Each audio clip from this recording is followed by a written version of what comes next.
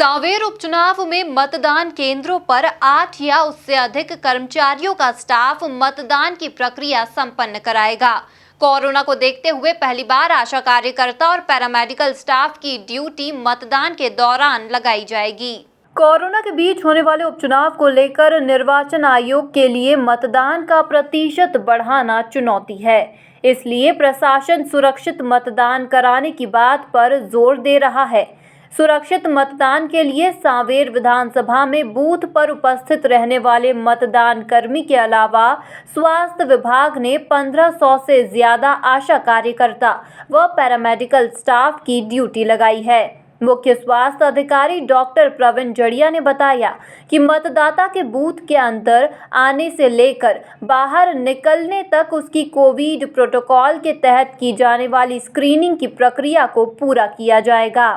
देखिए 380 कुल मतदान केंद्र हैं विधानसभा क्रमांक 211 सांवेर के उपचुनाव में। इनमें लोगों को निश्चिंत रहना चाहिए, क्योंकि हम लोग जो कोरोना काल में कोरोना से मुक्त कैसे सुरक्षित तरीके से प्रत्येक मतदाता वोट डाल सकता है, इस पर प्रशासन पूरी तरह से लगा हुआ है। परसों माननीय प्रेक्षक महोदय भी आए थे, कलेक्टर महोदय ने, उन्होंने पूरी व्यवस्था उनको दिखाई थी, समझाई थी और वो काफ़ी संतुष्ट नज़र आए थे। यहाँ मैं एक बात ये बता दूं कि इसमें स्वास्थ्य विभाग से 2 श्रेणी में कार्य किया जा रहा है।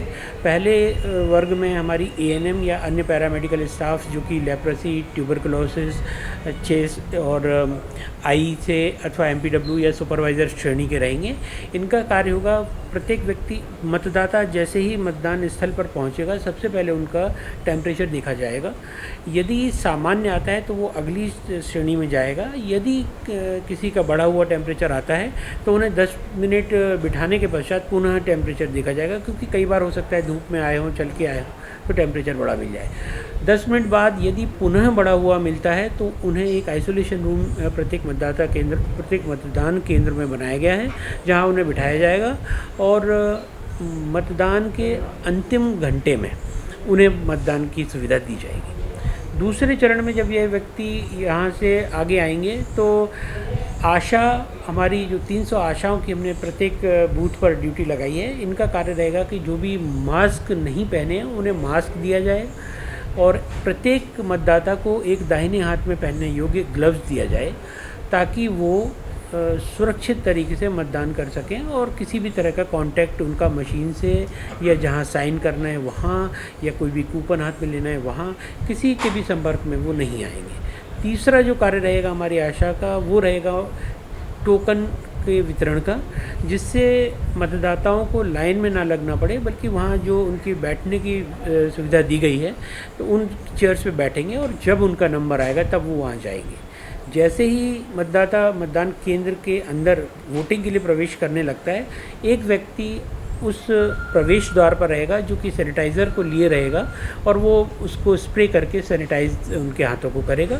मतदान के पश्चात बाहर निकलने वाले रास्ते पर भी एक व्यक्ति रहेगा जो कि उनके ग्लव्स उतरवा के उनको एक जो डस्टबिन रखी जा रही है वहाँ उसमें रखेगा और उनके हाथ को सैनिटाइज़ कराएगा। तो इस तरह से मैं समझता हूँ कि पूरी माकूल व्यवस्था की गई है। लोगों को कोरोना से कतई चिंता करने की बात नहीं है। प्रशासन और स्वास्थ्य विभाग पूरी तरह से उनके साथ है और उनकी व्यवस्था पूरी चाक चौबंद की गई है। अतः निश्चिंत और निर्भय होकर वो अधिक से अधिक मात्रा में आकर वोट डालें।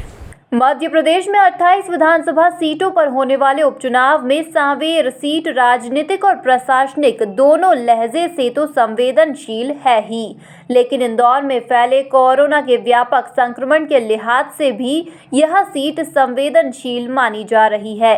इसलिए प्रशासन को मतदाताओं में सुरक्षित मतदान कराने को लेकर आत्मविश्वास बनाना एक चुनौती के रूप में देखा जा रहा है।